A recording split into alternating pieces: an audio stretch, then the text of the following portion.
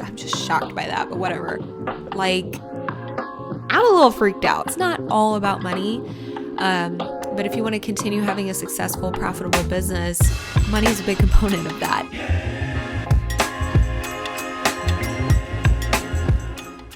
Hi friends, welcome back to my YouTube channel. If you're new here, I'm Sophie. I am the owner and artist behind simplysophiedesigns, which is like an illustration and graphic design agency. I've been doing this for over 4 years now and just took my business full-time in November of 2022.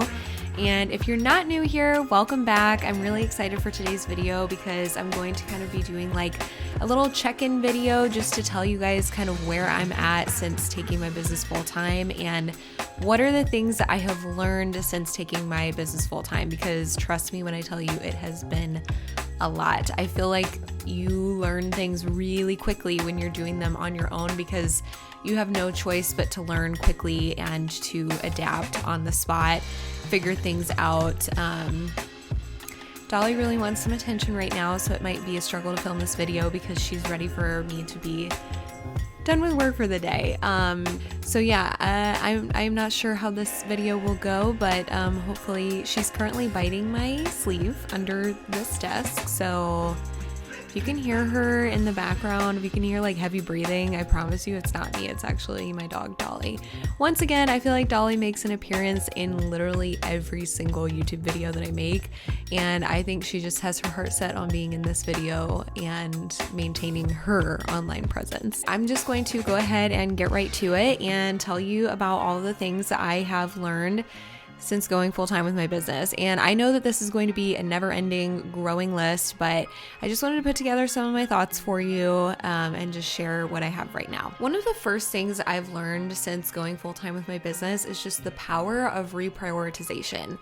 I every day use something called Notion, and I will put a little link in the description to watch my Notion tour. It is a platform that I use that is very affordable, that I use to basically organize everything in my life, from business to personal things like meal planning, keeping track of my goals, whether that's business related or personal, health related goals. I use Notion for all of that. I have to have some type of project management system in order to function, and Notion is definitely that for me. I think in the past, I've kind of approached to-do lists as like, this all has to get done in this order today. And something that I've learned about being a business owner is that sometimes that's just not realistic, and I have to move things around. I have to be willing to be flexible, and depending on how busy each week is, there are going to be some things that may have to either be pushed back or maybe even come off the list, or things that need to be moved back up to the top of the priority list. And so sometimes that even means that I'm sacrificing some of my marketing to-dos and some of the marketing upkeep and maintenance that I like to do for my business. Sometimes some of that has to come off the list. Like, for example, scheduling Pinterest pins. Sometimes I just do not have time to do that at the end of the week, or maybe I didn't have time to get a blog post out. Or for example, with YouTube, I really, really like to put out 2 videos a week, but sometimes it's just one. Like this week is a week where all I could do was just one video. And so that happens, and I just kind of have to be okay with it and remember that I am a team of one. You have to let go of any guilt or stress about moving something off the priority list. And sometimes if something's been on my to-do list for like forever, I either need to get it done right then and there, or it needs to just come off the list altogether. If it's client work, obviously that can't really come off the list altogether. So it's like, okay, I just need to take this morning to get this done. Or if it's something that I really would like to do, but just don't have the bandwidth for right now, it just kind of has to come off the list, and it goes into another section of Notion where I keep track of things that I'd like to do in the future, but maybe I just don't have time to do those things right now. Not all of it has to be done in a day, and it just takes time. Another thing that I have learned is just how to be careful of or cautious of shiny object syndrome, which I've heard this phrase going around a lot for small business owners, and I'm really starting to relate to it more than what I have in the past. And I think that's because now that I've shifted my business from part-time work to full-time work, there's more time to go after different opportunities. I will say my workload right now is pretty full. But I know it's not at capacity just because one, I keep track of like all the hours that I'm spending on things. And also because like I honestly typically finish up my work days before 5 o'clock. Part of it is because I have finished things up. And the other part of it is because I really have noticed that I run out of steam at like 2:30, 3 o'clock. And I'm trying to find ways to combat this. But there are some days where I'm like, I do not have it in me to keep illustrating.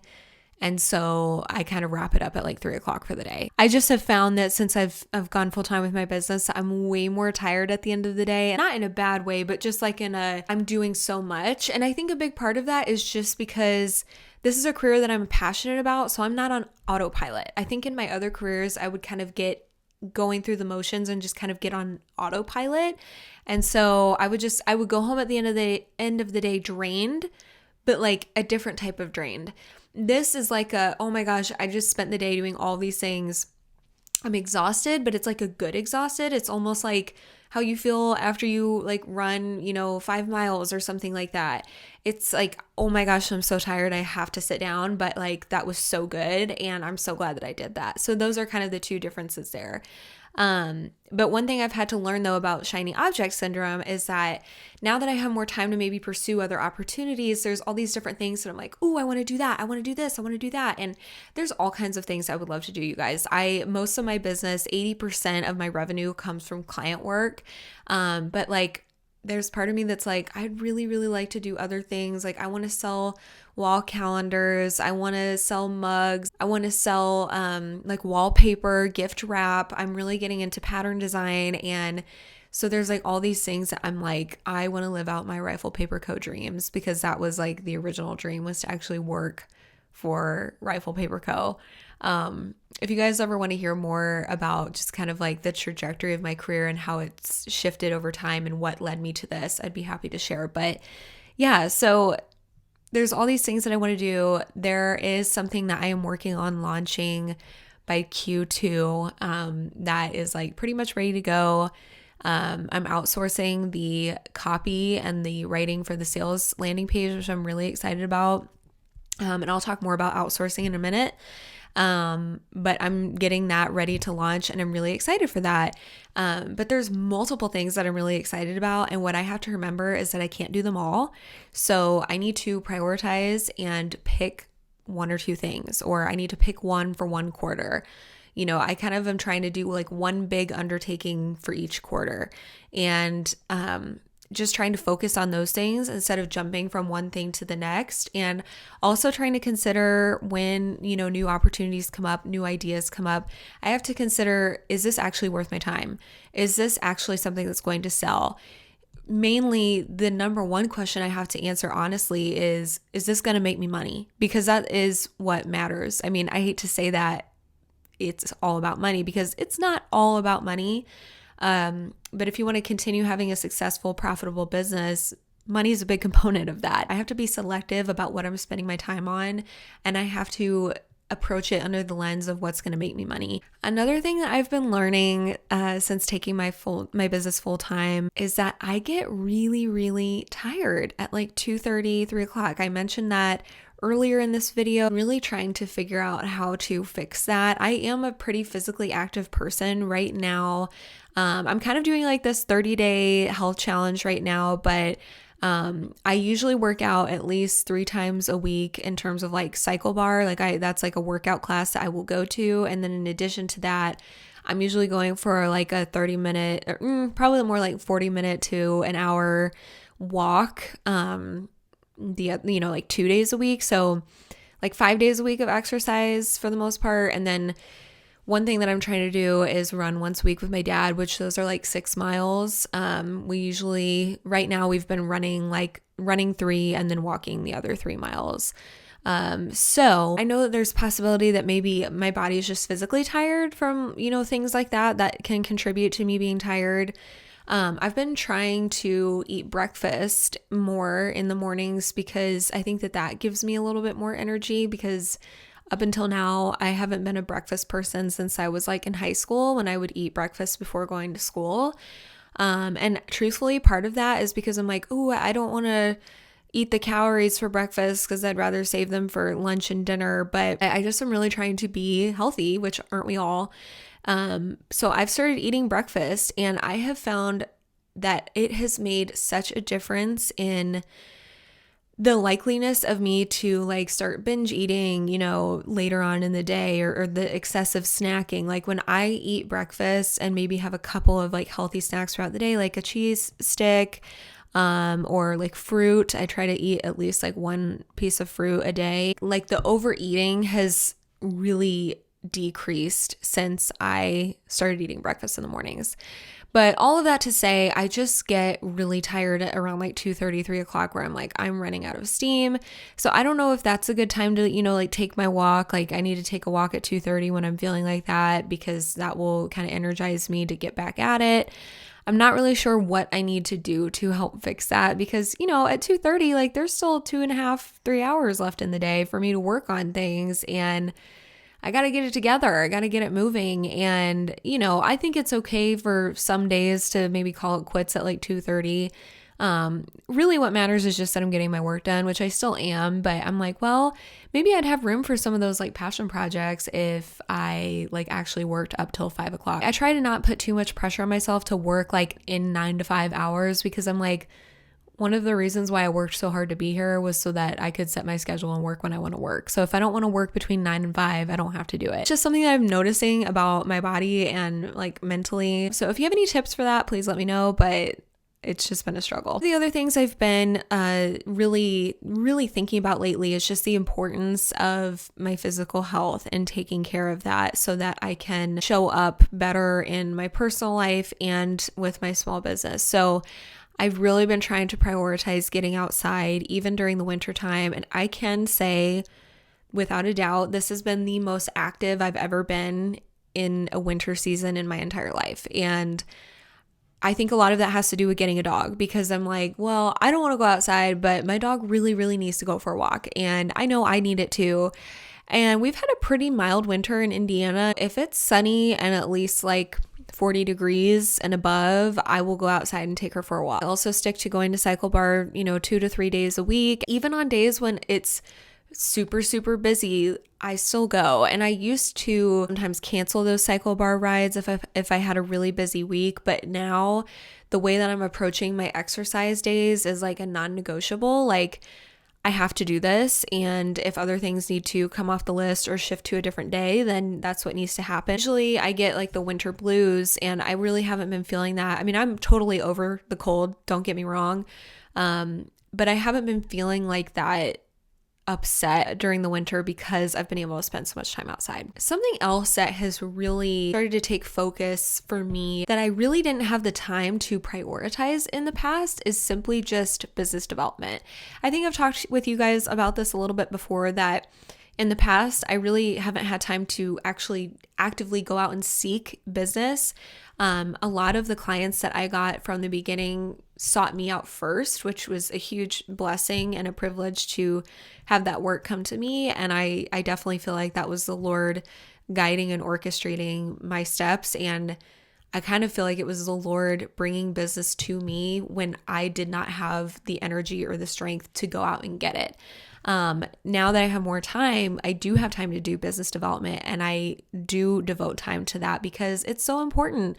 I never want to live my life like, oh my gosh, a client could drop me at any moment, because I mean, by contract, they can't. They're on a retainer, so they can't just, wake up one day and be like, you know what, we can't work together anymore. They have to, abide by the terms of the agreement that they signed. But sometimes there's like that scarcity mindset, which I think can be like a healthy thing. On Notion, I have like a list of businesses that I want to reach out to at some point in the future to work with them. Basically, what I'm trying to do now is setting aside 1 or 2 days a month where I am just focusing on sending out pitches. Kind of like I have scheduled business development days, and then that helps me to stay accountable with getting those things done, because it's kind of hard to just randomly throw that into your schedule. So it kind of helps me to have like a dedicated day to that. I can talk through a little bit about how I pitch to clients in another video if that's something that you guys would be interested in learning about.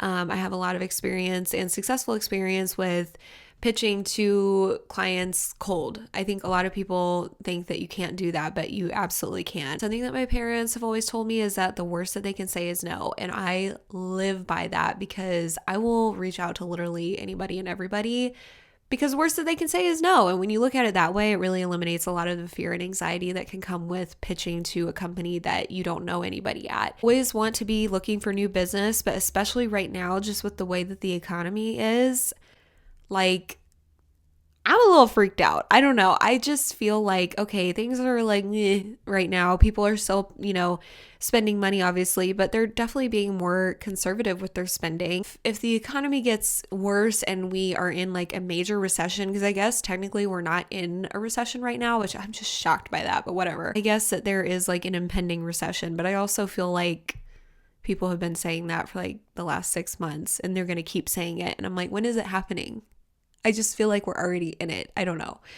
It could be totally worse than what it is right now. I totally understand that. In the event that it gets way, way, way, way worse, now I'm really spending a lot of time like going hard in the paint, balls to the wall, making sure that Q1 and Q2 are like super successful, even without a recession.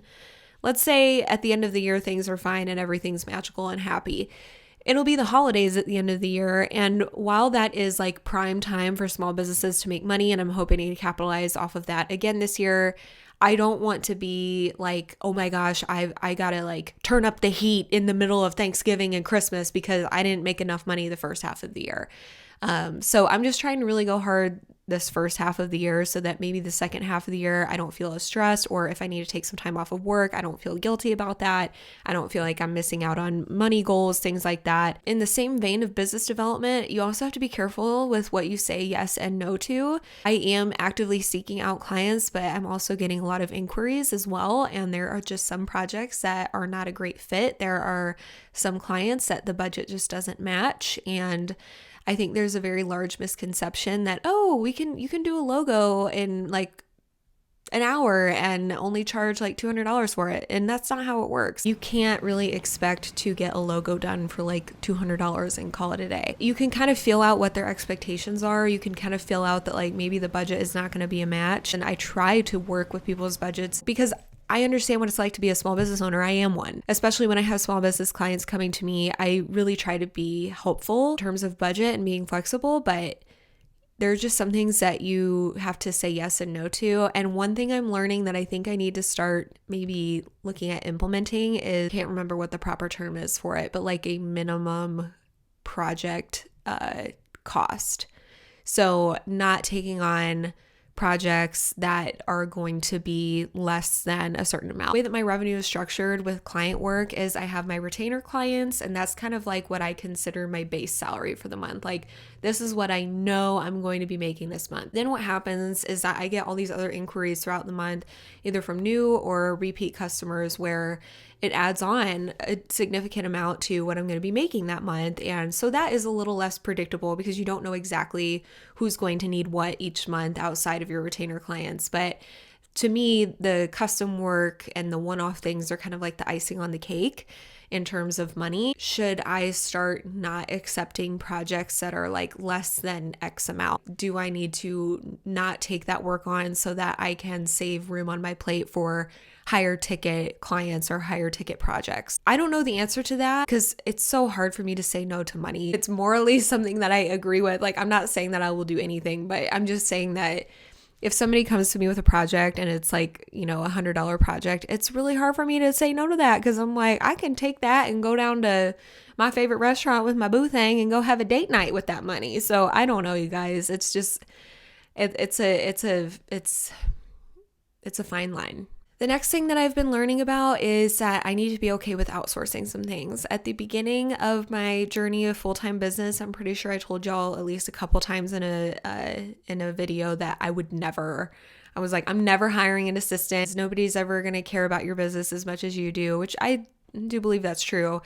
But I'm not saying I'm hiring an assistant. What I am saying is that I've learned that it's okay to outsource, even if it's something that you could do on your own. I have this new service line that I'm wanting to launch. And in my mind, I'm like, I can totally write the copy for this. I'll do the photography for it. I'll put together the web page. that's a big undertaking to mix into the day-to-day client work that I have to get through. But I was like, I'm going to do it. So where I am right now is I have all the photography done, all the samples done. I kept putting off the actual sales page because I didn't want to write the copy.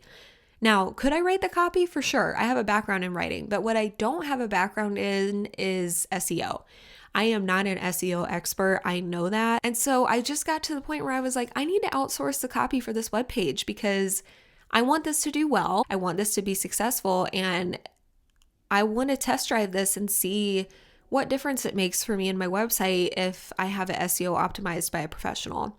So I did decide to hire somebody, and we're in that process right now. I'm really excited about it. And I'm like, you know what? It's worth it. And I think it's going to be the smarter decision to outsource that. I think as a business owner, especially when you're full-time, one of the things you have to consider is, yeah, I could do this myself, but should I? Is there somebody that can do it better that will ultimately help me to be more profitable? I mean, a lot of my clients come to me and they've previously been doing Canva graphics for their social media and for their website and like really basic designs. I don't hate Canva. I know there's a lot of graphic designers that are like, no Canva. Like I'm not that type of a person. I think it's very helpful for a lot of businesses, but I just mean there's a lot of people though that just like use the same basic Canva templates and everything looks the same and none of it looks good, and it's really hard to make yourself stand out because everybody's crap looks the same. Well, a lot of my clients do come to me in that situation where they've been doing all of this stuff on their own, and it's something that like, yeah, I could make these graphics, and they could, but like there's somebody that could do it for them. You have to let the experts be experts in what they are an expert in, and you do what you're an expert in, and you kind of just have to learn to let somebody step in and help you when you get to that point. So that's been like an eye-opening thing for me. And now that I'm more comfortable with spending money for my business, I'm like, I wonder what other doors this will open up for me, because I really do believe that you have to spend money to make money. I just have historically kept my cost of doing business very low so that I have really high profit margins, because so much of what I'm doing is digital. I'm starting to realize though that like it's okay to spend some extra money here and there to get things done. The last thing that I have been continuously learning year after year, no matter what's going on in my business, that it's important to be prayerful about your business. And I just have had so many times and examples that I can think of in my mind right now where I asked for wisdom from the Lord and he gave it to me. And that's biblical. It's in the Bible that, you know, if you want wisdom, ask for it and you shall receive it. And one thing that I've been trying to do is just continuing to keep Jesus and the Lord and my faith at the center of my business, but to also be prayerful in business decisions that I'm making, and not being afraid to bring my worries and my stressors, things like that, to the Lord and to present him with those things. There was this quote that I can't remember who said it, but I saw it on social media that was like talking about how we start to stress when we think that we're the ones that are in control and we forget who actually is in control. And like, you stress when you think that you're the one that's responsible for the way this all turns out. And I have to remember that like, I'm not in control of any of this. And I have to remember kind of what the foundation of my business is that I'm just choosing to run through whatever doors the Lord opens for me. And so I'm like, I'm not in control of any of this. I'm not in control of my business development. But what I will do though is I will be a good steward of the doors that he opens. I will run through every door that he opens and go after every opportunity that he presents to me.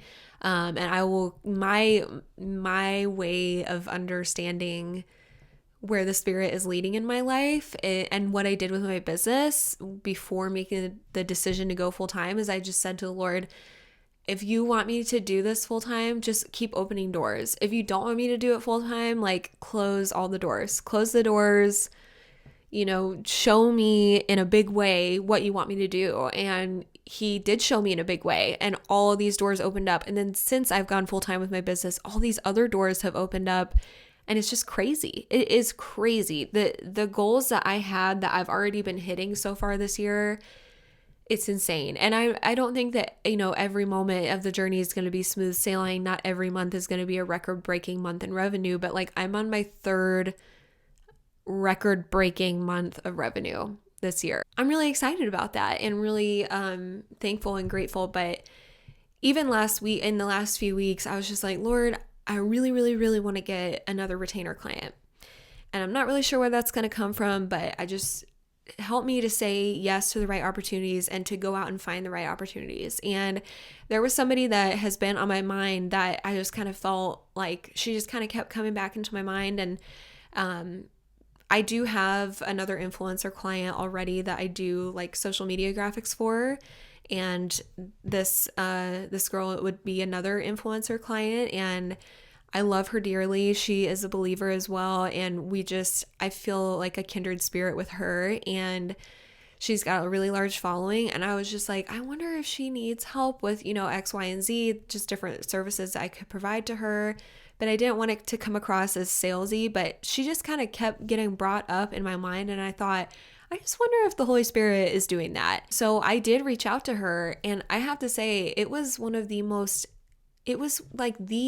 easy sales process I've ever had in my business. It was the most easy connection and start of a partnership I've ever had. And she said yes to a retainer like within a day of us having a quick discovery call that took 15 minutes. It was so easy that I was like, it's right when it just feels easy. And I was like, that could only come from God. I'm not saying that every single time that you pray something that the answer is going to be a yes from God and that is always going to lead to, what you're wanting. Like, you have to be humble enough to, and I'm preaching this to myself too, like, you have to be humble enough to recognize that sometimes the answer is going to be no.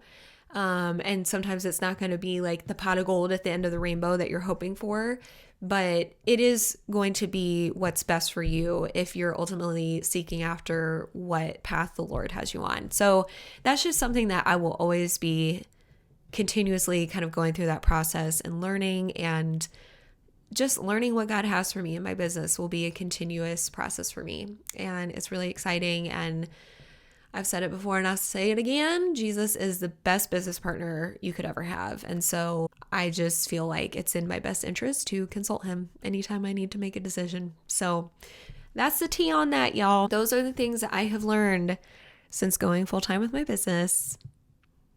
And it's just crazy to me that I get to do this full time. Like, I am just absolutely blown away.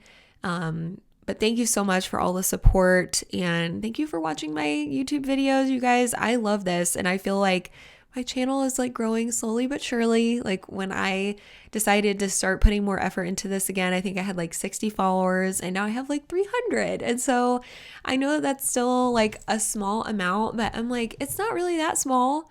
Maybe it's small compared to, large YouTube accounts for sure, but like, think about it, even in your own situation. If you're like, oh, I don't have enough Instagram followers, maybe you have 400 Instagram followers. Think about like getting to speak to 400 people in a room. That's a lot of people. So don't discount wherever you're at in your journey. That's another thing that you have to remember. No matter what you're doing in life, don't discount where you are right now in this moment. But thank you so much for your support. Thank you so much for watching. If you have any questions or want to talk about anything further, I would absolutely love to hear from you. So please feel free to comment down below any thoughts or questions. If you have any requests for future YouTube videos, please tell me.